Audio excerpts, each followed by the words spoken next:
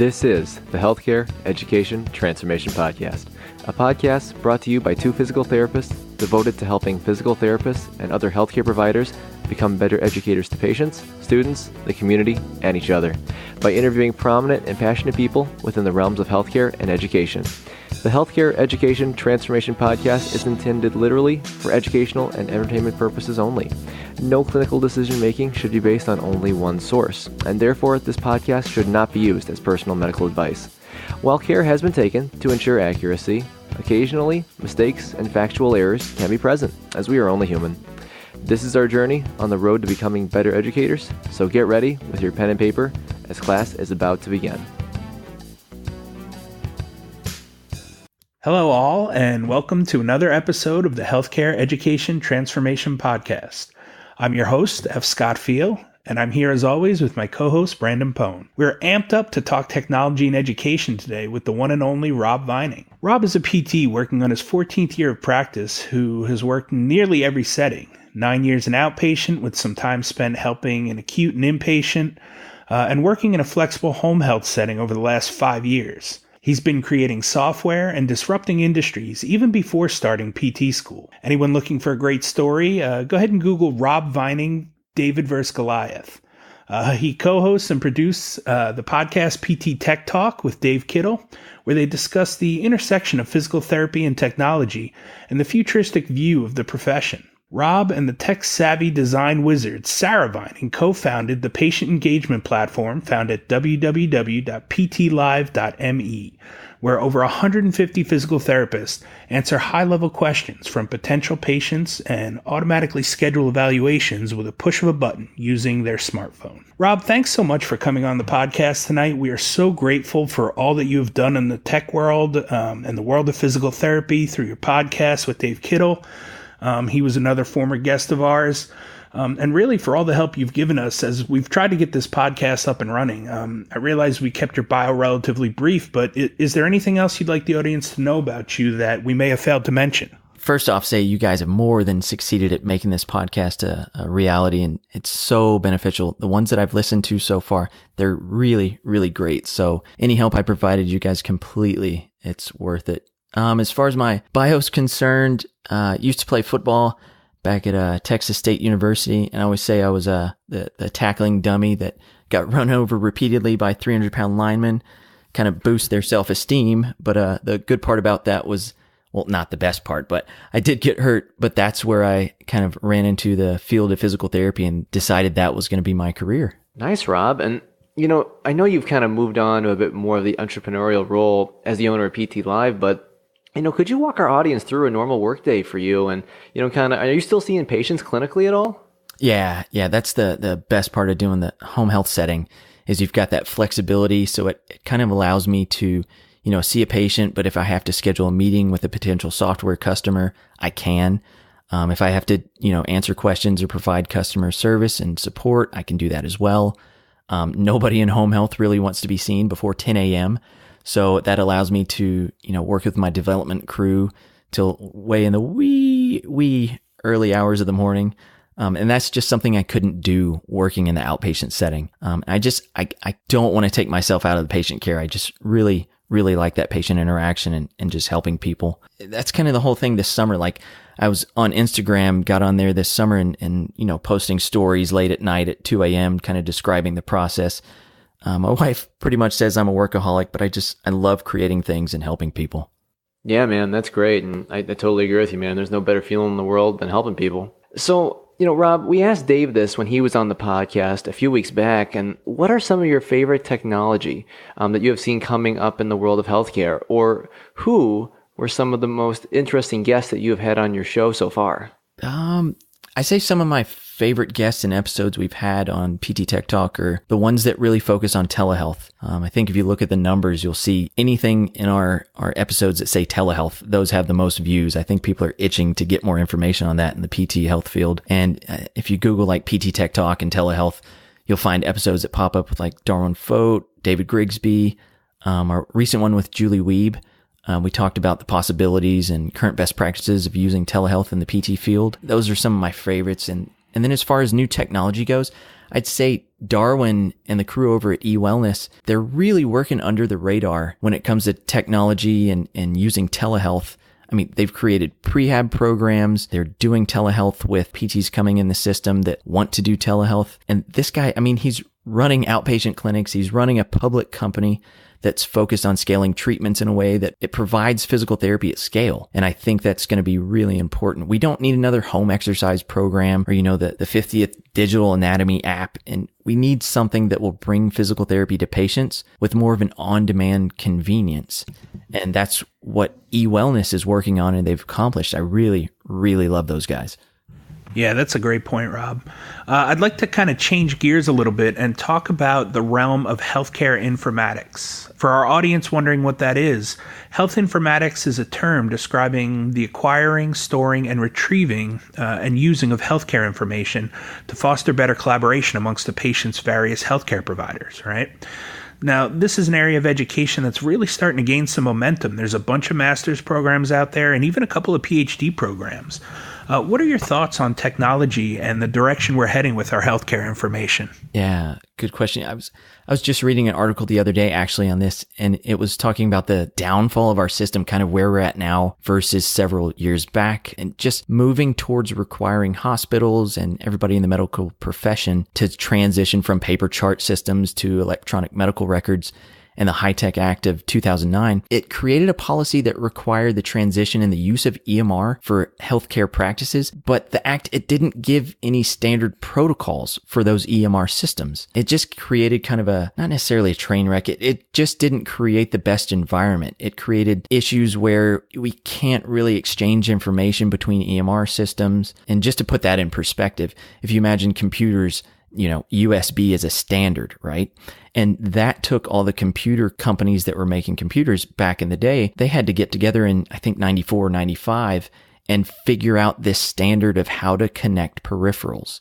And I'm almost 40. And back when we had our first computer when I was a kid, we had so many gadgets and connections to make the peripherals plug in and work properly. And those major players like Apple, Microsoft, Intel, Compaq, HP, those people in the computer manufacturing industry, they all got together and they collaborated and designed the USB interface. And it simplified everything really early in the computer industry. It just creates such a nightmare not having a standard, I guess. And it's nice that there are EMRs that are large, but they still don't really play that well together and with outside software as well. And then the more frustrating thing is that, patients and healthcare providers, they get really frustrated with having to fill out the same information all the time. But those are kind of the doom and gloom. What are kind of the good things in that, if you can let me in on that one? Yeah, I remembered when I was working in outpatient for a hospital setting and we switched from paper to Epic. And Epic was a pretty decent system for the nursing side of things, but for physical therapy, it was a disaster. It was like we were basically writing all our notes from hand, except we were doing it online, in the computer version, because they just didn't have a structure set up for us. It was basically writing a nursing note in physical therapy. So I know that's come a long way since then, but it just wasn't very user-friendly on the big transition. Right. Yeah, exactly. Yeah, for sure. And, you make a good point, Rob, in terms of, there's a lot of good platforms and EMR systems out there, but the problem is a lot of them don't have the same one between systems or networks that a patient may provide. And, that difficulty to kind of communicate and kind of merge those databases together so that the patient, so all that information is there and easily accessible to everyone would definitely make it easier. I'm kind of curious on that note. Do you see any of the programs in those regards? Do you see them collaborating to try to help solve this problem? There's some attempt to do that. It's super expensive. So think about the time that it would take to sell into one enterprise software company. And I know this from personal experience. It takes 6 months just to get the process started to where they take you seriously. So imagine, there's 300 to 1,000 different EMR systems. Literally, there's that many in the healthcare field. And to have all of those and to try and be one company that can hook all of those together, it would, it would take about 500 years to get that done. So it's kind of crazy. But the shock with all this is that patients care more about filling out, another dozen forms versus keeping their healthcare information private. So if you gave a patient And you can, I mean, literally tomorrow, go and ask your patient this. If you gave them the choice of having either completely private information or not having to fill out, 20 pages when they walk into a doctor's office or a specialist's office, you would be completely shocked that so many of them are like, I hate filling out paperwork. They're given that clipboard and you can just see them, their shoulders droop and they just wah, wah, and they hate filling out that paperwork. But I just really think that overall we've dropped the ball at making it convenient for patients to not only have that information across all of the professionals in the medical industry that they see, but it's not convenient for them to even access their records. I mean, it's completely crazy that I can complete bank transactions, transfers, I can deposit checks, I can wire business transactions overseas using my phone, but I still can't walk into an office without having to fill out pages of paper forms that then the office worker has to take and digitally input manually into their system after I'm done. So it's just the security with no protocols in place just prior to saying that everybody needs to be on an EMR, like we discussed early, it really squashes any chance of doing things correctly. A quick side story. If you look at the country of Estonia is this little tiny country that, kind of broke off from Russia and then completely took everything in a digital direction. And you look what they've accomplished with their healthcare system. Everything is secured, but it's accessible. And they've been such early adopters of even, blockchain technology for more substantial security. That's really some of the best security you can have, even better than, SSL security, which is a high level encryption, but blockchain technology makes it even more secure than that. So each patient in Estonia has a specific card that allows that free flowing access to all their information. And a patient can literally look online and see who's looked at their medical records, when they looked at their medical records, and then they can question why that certain healthcare professional who they may not know ever took a peek at their record. And that really keeps everybody honest. It's that transparency, and it allows for the patients to have that complete control without creating a bottleneck, kind of like we have here in the US. Yeah, that really puts the US on notice, man. We gotta get with it. Yeah, big time. So, Rob, what are some technological advancements that you've seen in the healthcare field that could be implemented into our healthcare educational programs that might be able to help students learn more efficiently? I'd say the number one thing I've seen, but I really haven't heard it being used much, is the offsite viewing of multiple clinicians treating patients. It makes sense to expose students to 100 different clinicians treating similar injuries. So let's say go into your clinical setting, you're given this narrow view of how the profession treats different pathologies. And what's worse is if you're unlucky and you have a subpar clinical instructor, you have no idea that other clinicians treat differently and have better outcomes. It's not like you get 20 different clinicals in outpatient settings to see so many different, points of view on how certain injuries are treated.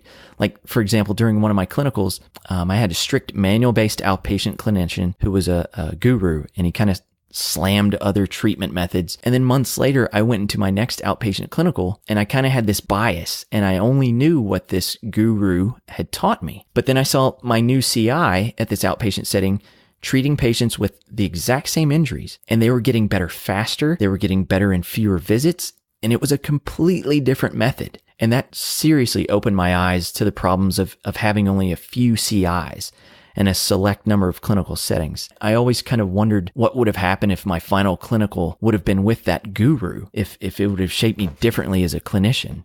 And that experience reinforced the need for a much wider variety and seeing other clinicians treating patients. Like I said, if you had the chance as a clinician, as a student especially, to see 100 different people treated back, you would have such a different Rolodex of this. But we aren't there yet. But I know it's going to help tremendously when it becomes a reality in the future. Yeah, absolutely. I mean, that at the very least gives us repetitions and different kind of avenues to kind of watch several clinicians treat in several different ways. But what do you think it would take to implement something like that? Because, at that point, you're obviously you've got to have some sort of HIPAA waiver, so to speak, right? Then they walk into maybe a clinic, and what do you think the clinic would need? Is it like a whole classroom sitting there watching this one clinician treat? Is it, what do you think would be the optimal setup for that?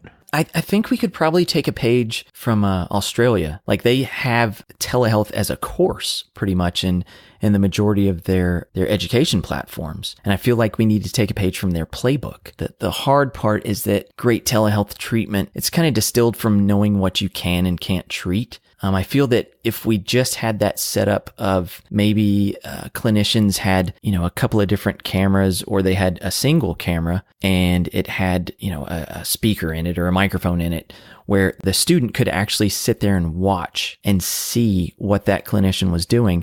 And then afterwards, have like a 5-minute question and answer with the clinician and kind of pick their brain real quick. And then click a button and bam, now you're in a whole different state. You're watching a totally different practitioner, but it somehow matches you up with another low back pain patient is now going to be seen with similar symptoms.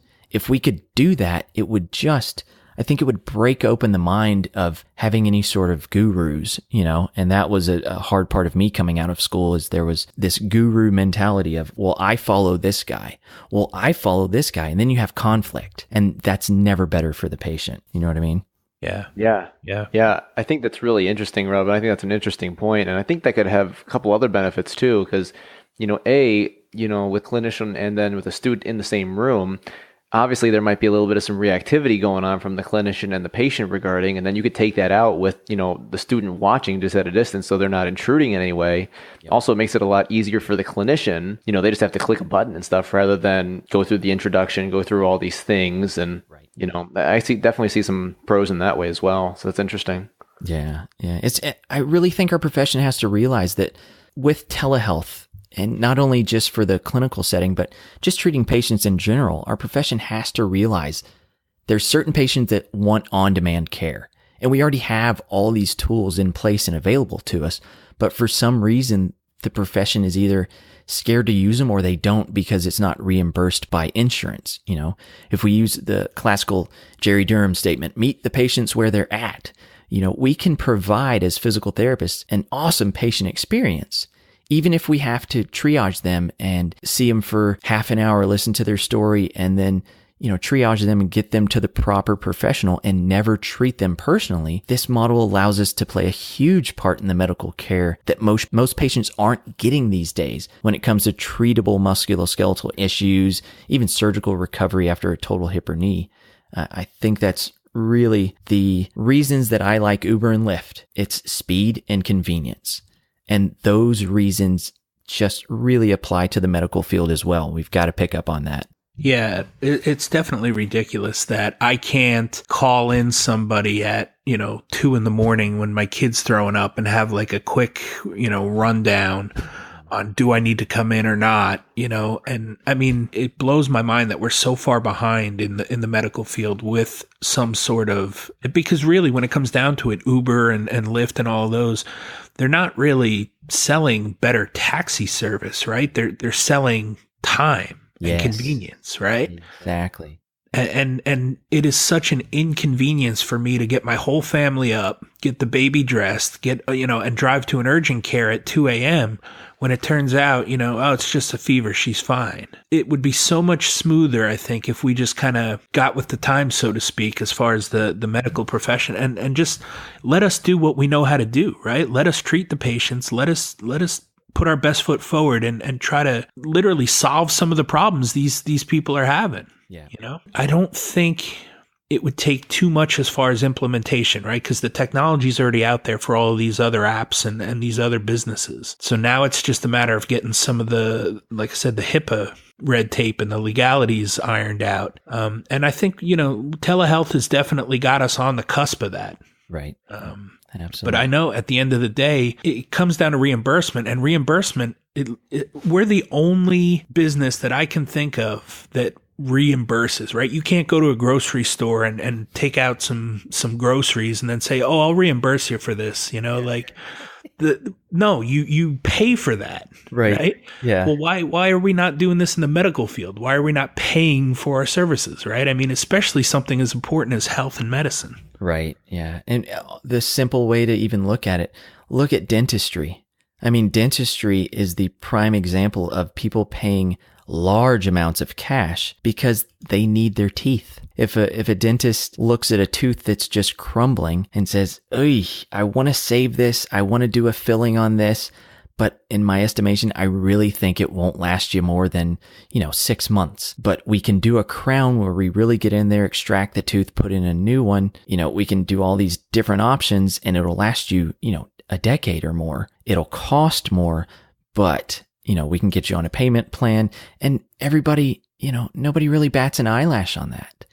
But in the physical therapy field, I almost wonder if it's half the time us being like, I don't want to ask them for money. But if we just look at the cash pay clinics that are out there, it's an easy model to take a peek at and transition that into a telehealth model combined with a cash pay clinic. Or, there's just so many options we need to look at to actually make the convenience factor and the speed factor a reality. And we've just got to get out of the mindset of, I do something for money and it makes me feel bad that I have to charge them. Well, yes, that's what a job is. That's how a business runs, Right, exactly. And health and wellness has become so important to me and my family. That's the one thing I do not mind paying out of pocket cash, whatever it takes to make sure it gets taken care of. Right. Yeah, you're right. And especially even so, with looking at those different models, Rob, and what you talked about before, I mean, the bottom line is I don't think insurance reimbursement is going to go up anytime soon. No. I mean, it hasn't for the past how many years? No. Yeah, it's completely been chopped, over the last couple decades. If you look at reimbursement rates, there's never a massive spike. Oh, yay, this year we got 50% more for our services. No, that's not how this works. Insurance companies, they're taking on many more customers. So of course they're a business. So if they have more customers, they have to have more staff, more support services and customer service and, mid to high level management to help with all of this. So they have to have more income, and that's going to equate to cutting the amount they're paying for services. So it's a math equation in a chart. If you're looking at it visibly, you can see this is slowly going to zero. Not now, of course, but we have to get ready for that eventuality that insurance companies are going to pay so little, like in the chiropractic field. Chiropractors got completely cut out of Medicare to where they were getting, a certain amount, and then it just became unsustainable. So most of them had to go cash pay. So it's something we're going to have to look at as well in the physical therapy field. Yeah, for sure. And Rob, I'm kind of curious with your insight from what you've been talking with all the guests on your podcast before about telehealth. Do you think you could kind of tell us a little bit about, how the reimbursement for that actually works for those, who aren't sure about it, who are kind of maybe skeptical about it because they're not sure what they're going to get from a financial gain on it? Yeah, the one episode that we had that helped with that was with David Grigsby. So he does a model. It has telehealth in it, but it's cash pay for the telehealth portion. So they're able to do it that way. With insurance, there's been a group therapy modifier. In our episode with Darwin, we went into that a little bit, and it's more of a group therapy charge because you're seeing multiple patients at once through their telehealth system, but it's not on parity yet. So anything that gets paid for a TheraX visit would not get paid equally for doing that virtually. So we're all kind of sitting on our hands right now, waiting for that to go through. It's tough because we know it's useful, but the majority of us are sitting on our hands waiting for that Parity Act to go through, which, by the way, there's no guarantees that's going to happen. So it might have a long way to go. Interesting. That's very interesting, man. Rob, thanks for everything that you've said tonight, and I think it's provided a lot of value to me, and I've definitely learned some new stuff, as always, with every episode. Thank you for that. And, we like to wrap up each episode with this question, as we always ask all of our guests this. So the question is, if you could change one aspect of healthcare education, DPT or otherwise, what aspect would you change, and how would you change it?